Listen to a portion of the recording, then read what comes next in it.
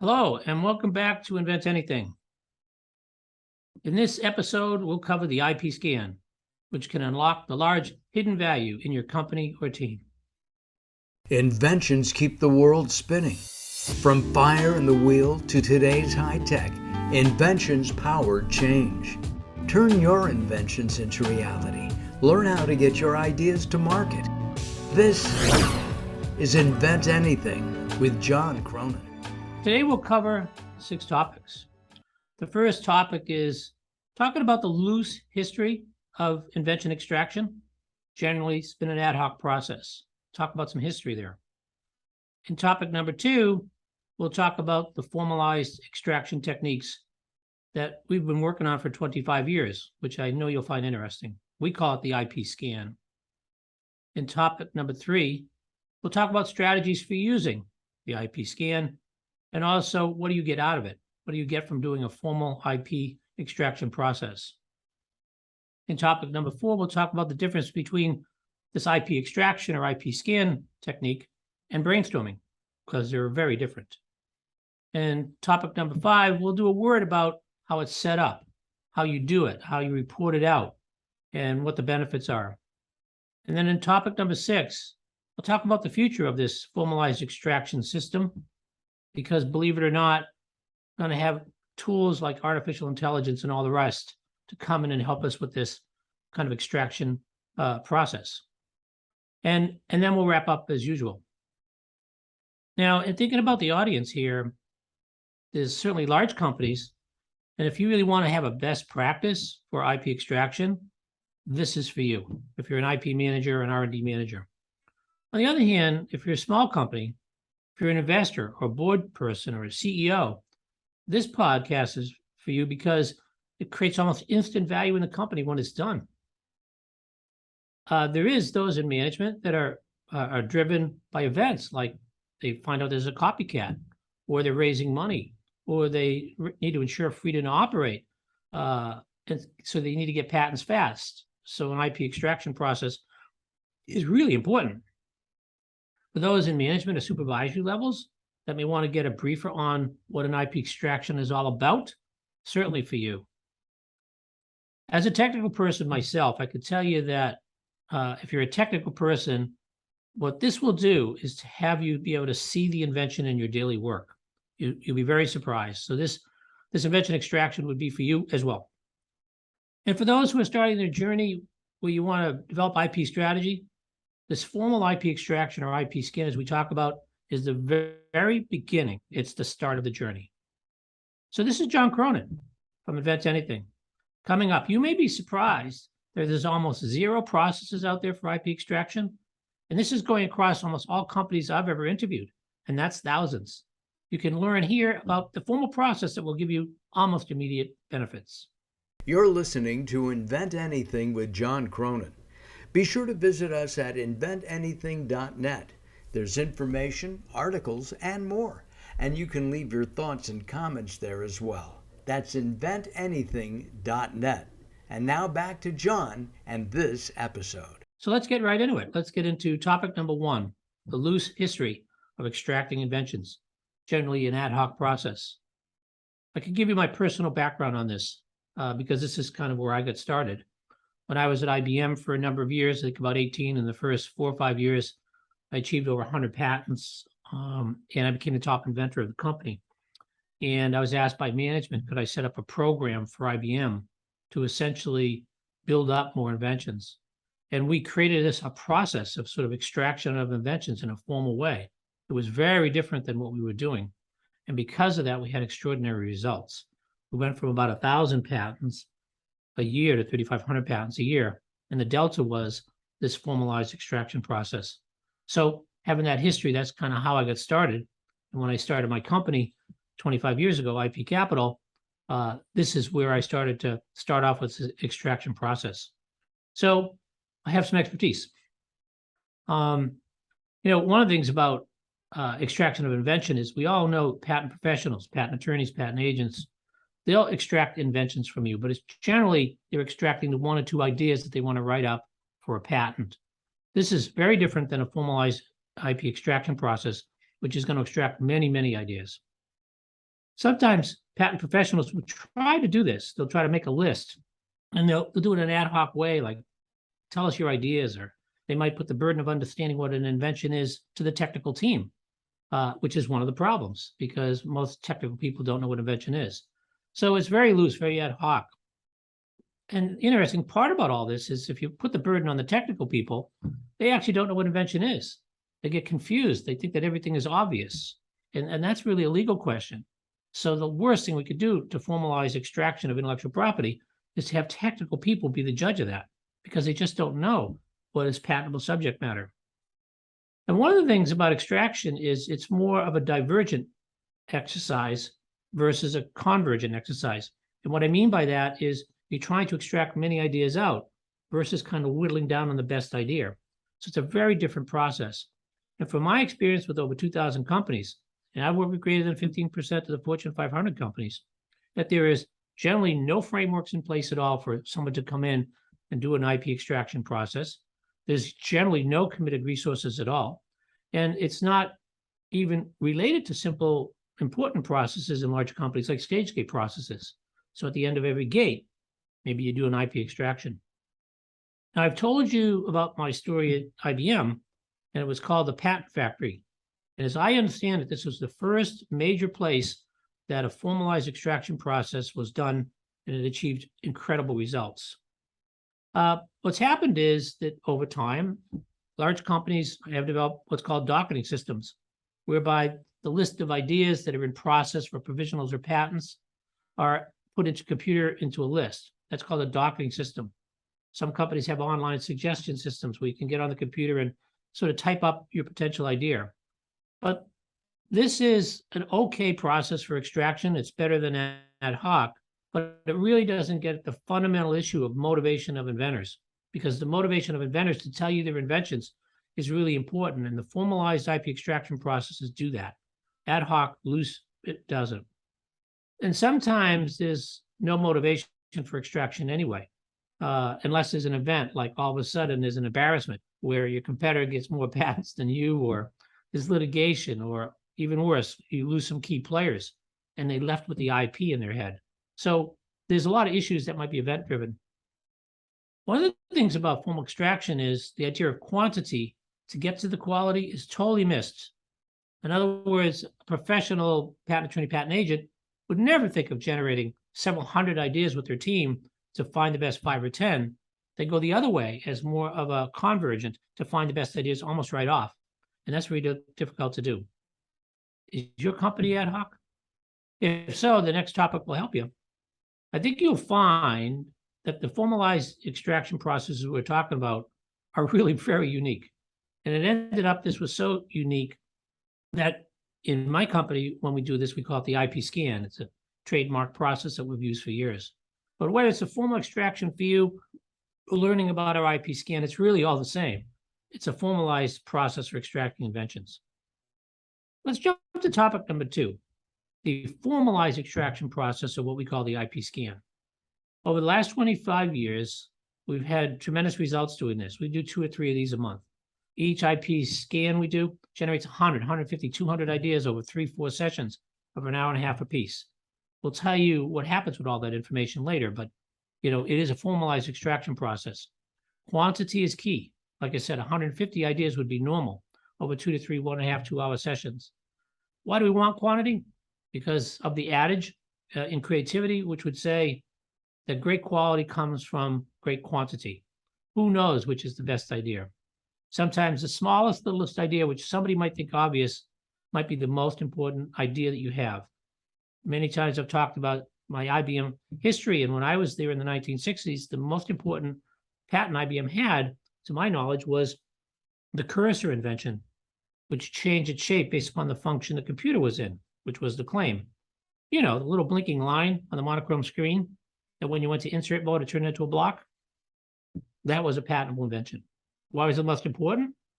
The jury could understand it, easy to understand, easy to reverse engineer. Every computer needed it.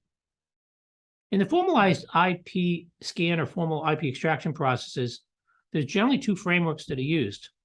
One is you have to have a starting framework of what the technologies and the product buckets are in order to do a formal scan. You have to have kind of a roadmap there. But there is another framework we'll talk about, which is a thinking framework, and we'll talk a lot about what that is, because the combination of a product tech framework and an ipScan framework comes together to get that quantity out. One of the things that's really important about the ipScan process is prior art and discussions about obvious are not allowed. You start doing that in these sessions, you'll crimp the sessions down, you'll get into discussion of what is a quality idea before you even have the ideas out. So quality comes from the analysis of the ipScan, which comes from the quantity of ideas that you have. One of the things is you get a lot of different outputs in a formalized IP extraction process. You find lost IP, you find new potential patents, you find new and old areas for enabled publications, and you can learn about those in episode 12. You find out about trade secrets. You find out areas that need invention that you don't have. You may even find out of employee issues. You never recognize that an employee knew some of the things that they knew, and maybe they'll be given their notice. There's a number of benefits to a formalized IP extraction process. It's really useful for aggregating inventions into groups so that you can group them together before you do a patent filing. Instead of patenting one invention, 6 months later patenting another, 9 months later patenting a third. If you did the ipScan, you'd have it all together and you'd be able to group them and maybe come up with one patent for all those three. And so it becomes cost effective, very cost effective. A second benefit is, and I have found this, it enlightens management because they get an understanding of what's going on with their technical team. What IP do they own potentially? Many times management doesn't know what their teams are actually working on. I once did a set of IP scans for a client, CTO of a company. He just became a CTO. So we did an IP scan. And then we did a second one and a third one. He came back and said, this was all great, but the most important thing for him is he was able to sit back over a couple of sessions and learn about the technology in his company to a level that he would have never gotten, would have taken years. One of the things, another benefit is that it starts the IP culture. You see, as you start extracting inventions from people in a session, they start to understand what invention is, because later on they'll see that their ideas that they didn't think were patentable or trade secrets became patentable or trade secrets. One of the neat things about a formalized IP extraction process is these ideas end up in a database, and it's really capturing human capital inventory. And that's the very beginning of your IP strategy. It's the very beginning of your docketing system. It's the very beginning of your IP journey. And this system, this database, can grow over the years. I had one company where we did this and had several hundred inventions in their database. They decided every Friday at the end of the month, they would get this database up and get the team together and put into it. At some point, they had 800, 900 ideas in their invention inventory. And I was told later that they used this invention list to convince investors, and they believe they got about $10 million more in an M&A because of this list. So this could be a lot of economic value. Certainly one of the great things about having a database of all your potential inventions is that you can actually create a budget from it. You can really understand what's in your pipeline.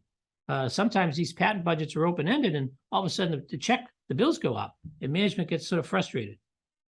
One of the key things and a great benefit of an IP scan process or extraction process is it's really great for an IP strategy, because you'll see all the inventions you have, which are potential trade secrets or enabled publications or patents or whatever. You could roll your own process if you want, meaning you could, from this podcast, say, we're going to do it. We're going, and believe me, I would love you to try. And that's the reason for the podcast. But you may find in rolling your own that it takes time. There'll be a lot of false starts. There might be personnel issues. And so sometimes it's best to kind of learn through at least having it done once, how the process works. So come on, believe it or not, there are many reasons to do a formal extraction process, and there's many results that come out of it. You're going to learn the difference between a formalized invention extraction process and brainstorming, because we have found that so many people mix these things up, and they should not be in the same room. They're like oil and water. Very good. I wrote a couple. You're listening to Invent Anything with John Cronin. Be sure to visit us at inventanything.net. There's information, articles, and more. And you can leave your thoughts and comments there as well. That's inventanything.net. And now back to John and this episode. So let's go to topic number 3, strategies for using in from doing a formal IP extraction process. So let's just talk about strategies for using it. One thing is, when you start thinking about patent filings, you probably would be best thinking about a formal extraction process. I mean, what do you really have, right? I mean, are you just going to identify inventions to tell a patent attorney? Wouldn't it be better to do a formal extraction? The second thing is, a lot of times you might be worried about who knows what in the company, right? You might be worried about maybe some employees that know a lot of IP in your company and you haven't extracted it yet. This happens a lot for early stage companies and also for large companies where people do not write up inventions enough and then they leave and you don't know what they have in their heads. So a formalized IP extraction process really helps with that. A third thing is, you're developing products and services. Having an IP extraction process is really important because it will help you figure out what inventions are in your products and your services.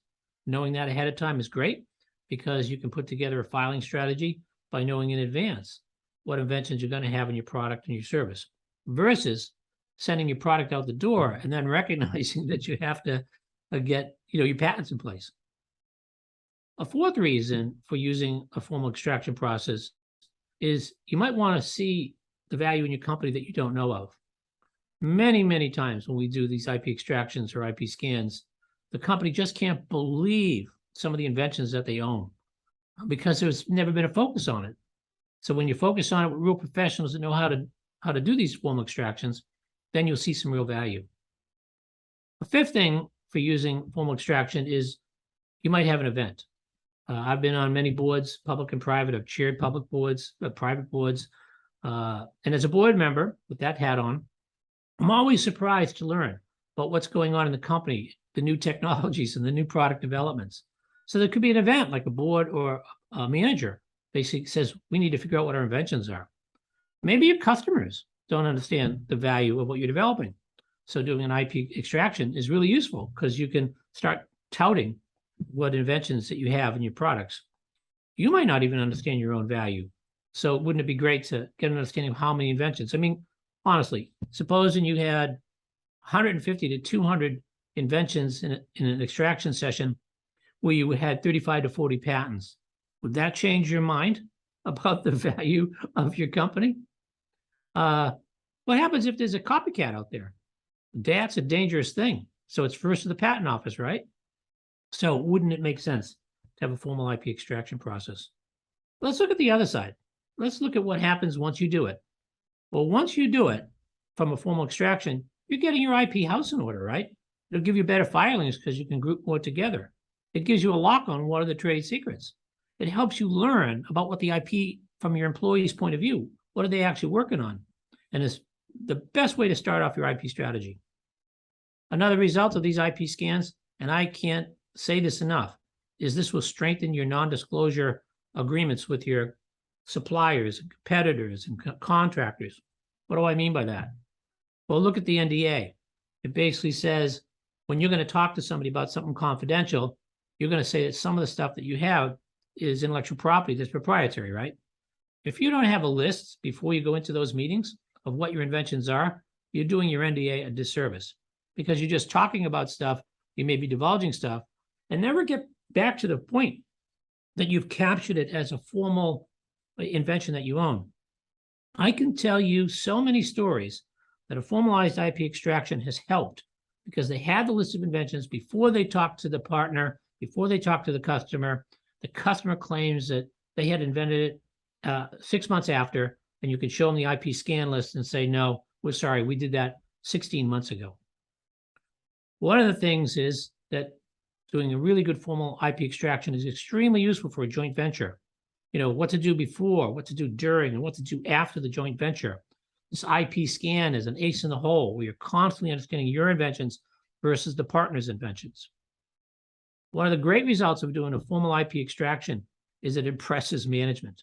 Like I said, you go back to management and say, you know, we did this IP extraction sessions and we have like 25 patents to file, and we have 8 trade secrets that we didn't know of. That's really cool, right? And many times it helps with all sorts of things like funding or credibility. So this idea of impressing people with this result, even at an idealist level from the IP extraction, is important.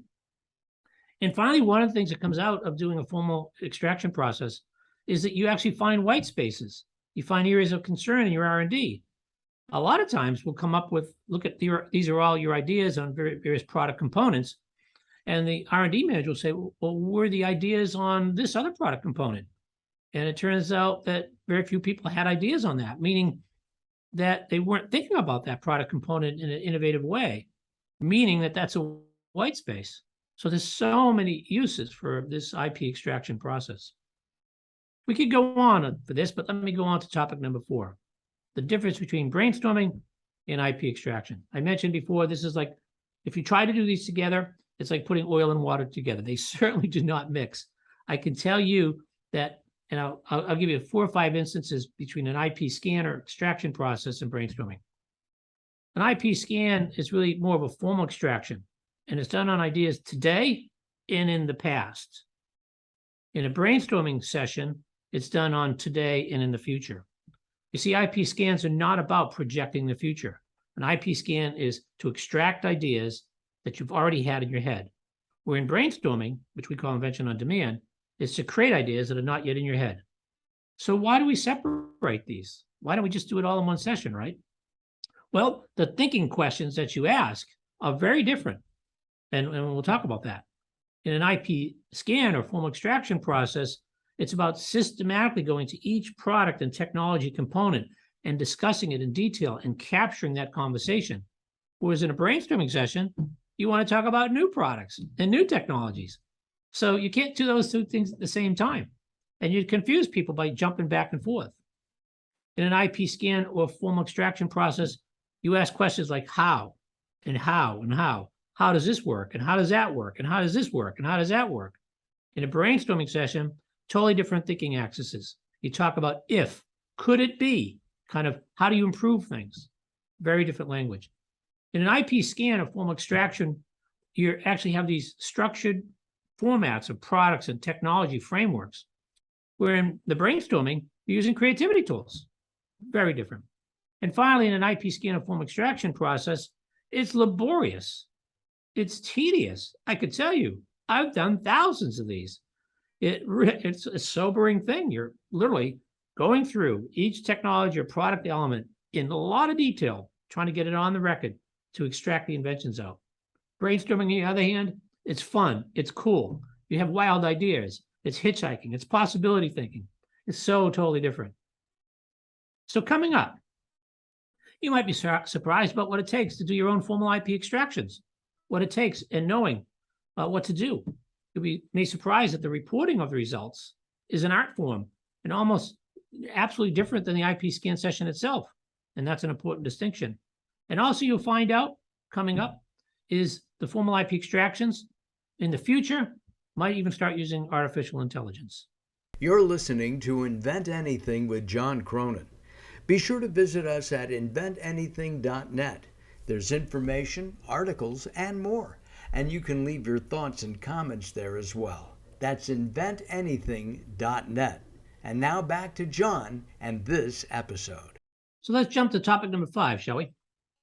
A word about setting an IP scan or an IP formal extraction up, doing it, and reporting out the results. And hopefully you get down the path of creating your own IP extraction sessions. So one of the most important things about an IP scan or formal extraction process is facilitation. It's the absolute key. I mean, could you imagine someone trying to facilitate an IP extraction where someone starts talking about their ideas and the facilitator that says, that's a terrible idea. By the way, I've seen this. So that facilitator art is really important here. So a trained facilitator is really important. And that's an extremely strong recommendation. I once had a client in Boston where we did some IP extractions and they loved the results so much, they said they were going to hold their own. I said, well, I mean, hold on. I mean, maybe I could spend some time. No. We know how to do it now. We watched you. I got a call about 2 weeks later and he said, John, we have to tell you, this is pretty serious.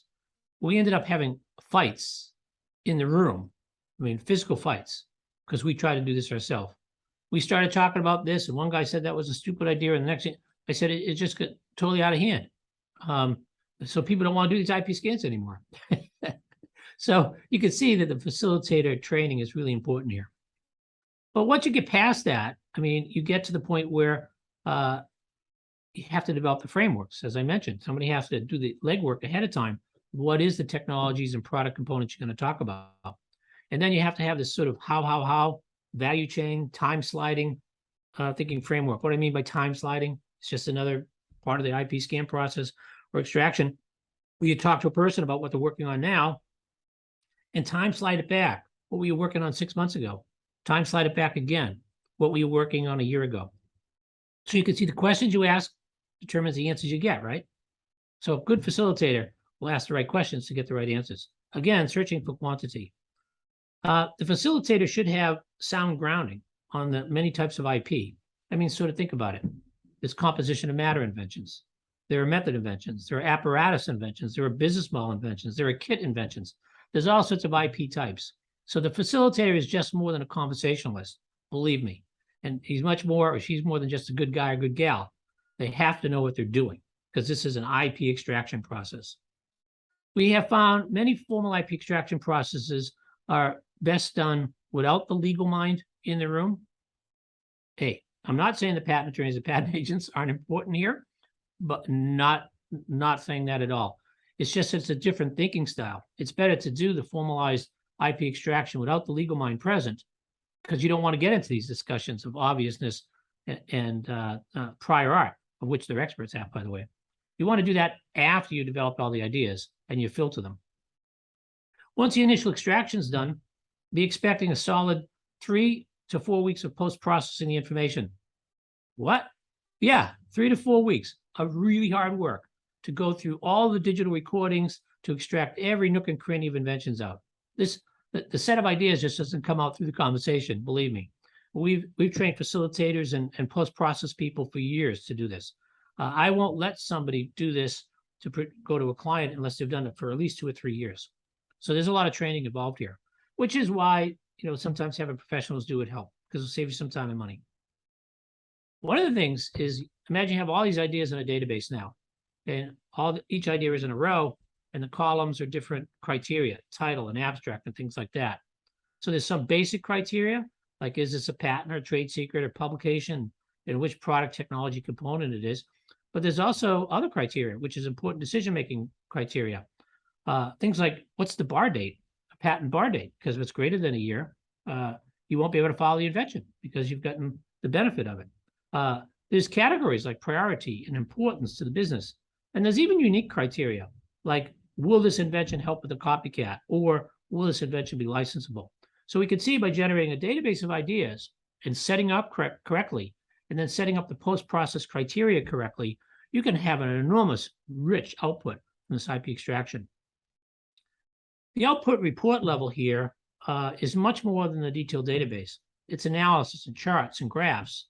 Now is the time to bring in the legal thinking. It has unique observations of what you could do in the business to leverage management's directions. It has insights and recommendations. So you can start to see this IP extraction is much more than just collecting it all. It's much more than putting it into a database. It's much more than having charts and graphs. It's all about what do you do with this information? And so this is where experience helps. Eventually, action has to be taken, which means money has to be spent, which means that you have to start thinking about, do I need a trade secret program? Should I start writing enabled publications? Also, you'll lose credibility. You will totally lose credibility if you do an IP extraction process with your team and don't come back with the results. This is a #1 problem with facilitation of IP extractions, or in an ad hoc way, or even brainstorming. You hold the session and nobody reports on the results.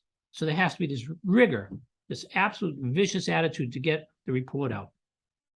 And once the IP scan or formal extraction is reported out, it's very easy to update. I mean, the heavy lifting is done 6 months from now. Updating this is much easier. And then you're on your way to your own patent factory. This formal extraction is a lot of work, but it's also important. It's a lot of work with the right facilitator. So having the right facilitator, knowing it's going to be a lot of work, you need to get ready for your formal IP extraction. Let's go to the last topic, the future of formalized IP extraction. I told you about the IBM story, right? The IBM patent factory. It was one of the first times like a discipline had occurred where we went to every single department across the entire technical teams of IBM, where we generated thousands and thousands and thousands of ideas to select the extra 1,000 to 2,000 ideas a year to file patents. It took a dedicated team and a lot of discipline. Well, what does that mean in the future? Maybe more and more companies will have dedicated teams to do this. And that's just the first step. If you're a large company, the IP scans can add almost directly to any business like StageGate. It could add to other processes with IP Counsel. An IP scan process could link to an R&D or marketing process. So that's what we've seen. So in the future, if you start doing formal extraction, expect to start connecting it to other processes. But small companies don't have these processes. But here what happens is the IP scans can demonstrate tremendous economic leverage, but investors need to see the value in the IP or the results of the IP scan will be lost. And so hopefully in the future, IP scans become something that's done by all small companies to show their value. There are various workflow tools today, like Teams, Slack, etc. And these IP scan processes can be seamlessly built. And we've actually done this. We've taken some clients where we took Microsoft Teams and created a card system. So during a conversation thread, we have a pop-up that starts asking about invention. So right there in your workflow, you're extracting out inventions. There's automated AI chat facilitators. We built one called Opus. It's really cool. The computer calls you up. It starts asking you about your ideas. It uses all sorts of questions, and it's documenting your ideas. It even shows the prior art after it's done. I mean, it's really cool. So maybe the facilitator in the future becomes a computer. Opus and tools like that are asking the inventors the questions and helping them capturing ideas. And these tools are going to get more sophisticated using sort of real-time educated prompting. What we found here is that there are some tools that are in development where AI can actually just read the emails of technical people. So on a daily basis, how many emails fly back and forth, how many presentations get built. So there's AI agents that can look at the emails, can read the Word documents, can read the PowerPoints, and extract invention. That's where we're headed. It's not there yet, which is why still the formal extraction processes are important. Did you know that the Patent Office today is creating AI examination tools? Recently, I think several months ago, this is 2022, November, but in February, March 2022, there was an RFI by the Patent Office where they're trying to develop software where AI will do the examination process instead of a patent examiner. And they're going to run them neck and neck, the human versus AI. And eventually they're going to create laws around what an AI agent can do for examination. So if we can have AI agents to do patent examinations, we certainly can have AI agents doing IP scans. One of the things about these IP scans is it educates the inventor so much. I can't tell you how powerful this is and how fun it is for me to do these. I could tell you stories of walking into a company where they didn't think they had any inventions, and the team was kind of just motivated by getting the work done. We'd come in and do these IP scans, and someone would end up with 10 or 15 patents to the name afterwards. I've gotten personal phone calls thanking our company for doing this because somebody recognized they became an inventor, that they were an inventor. They just didn't know it. And that's really important. I can tell you a story back even in IBM where we had an inventor building a microprocessor, designing one. And after 2 or 3 extraction sessions, this individual got over 100 patents filed within 9 months. So the stories like this are endless. If you are an inventor, the IP scan process can extract that out from you and get your inventions documented. It's tremendous. Getting it down on paper is one thing. Moving from an ad hoc process to a more formalized process, a whole nother thing. Wouldn't it make sense for you to try an IP extraction process? So let's lock up and talk about why the IP scan unlocks the large hidden value in your company or team. In topic number 1, we talked about the loose history of extracting inventions, and it's generally ad hoc, right? We talked about the difference between, this sort of easy kind of conversational thing versus a formal extraction process. We talked about how the ad hoc process is usually tried in an ad hoc way. It sometimes has negative results, right? talking about prior art or obviousness. And these IP scans that are done ad hoc way don't focus on key results like quantity. These ad hoc IP scans end up, many times not even being reported out. So that loose history of IP extraction can really turn around. It can change to have a more formalized extraction. In topic number 2, that's exactly what we talked about, a formalized extraction process called the IP scan. We discussed the frameworks that we've been using for 25 years, breaking things down into technology and product components. We also talked about the traps of obviousness and things like that you shouldn't fall into. We discussed the many benefits of the formalized IP extraction process, its cost effectiveness, how it educates and changes the culture to create inventors and let them know that they're inventors. It helps with budgeting and all those things. In topic number 3, we talked about strategies for using and also the results of doing an IP extraction. There's all sorts of things that might drive the IP scan process that we talked about. Employees leaving, IP strategy, unlocking the value of what you're working on. We discussed the results of the formal extraction process, getting your IP house in order, fortifying your NDAs, impacting your JVs, impressing your stakeholders, even finding white spaces. In topic number 4, we talked about the difference between brainstorming and IP extraction. We hope this is clear. The language is different. The IP extraction is done today, and in the past, the brainstorming is done today and in the future. Instead of using how language in the IP scan, we use what if thinking and possibility thinking in the brainstorming. We talked about the tediousness of an IP scan and how fun it is to do brainstorming. In topic number 5, we talked about a word about setting up, doing, and reporting out your own IP extraction process. We discussed how important the trained facilitator is. We discussed how knowing the thinking frameworks of why, how, value chain, time sliding, things like that. We discussed how the post-processing is so essential, how the key analysis of both the technical and legal information is important. We discussed how this is portrayed to management. And we also talked about all sorts of ways that this can be analyzed.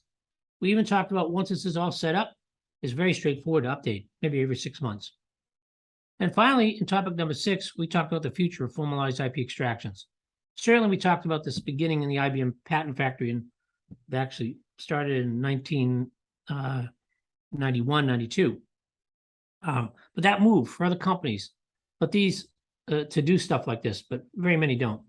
We talked about why large companies see this as a good process to inform legal and R&D, whereas in small companies, it's more about creating economic leverage. We discussed AI tools like Opus and the trend towards the patent office, started to do AI for examination, and talking about how in the future these IP extraction tools can be integrated into workflow tools like Teams or Slack.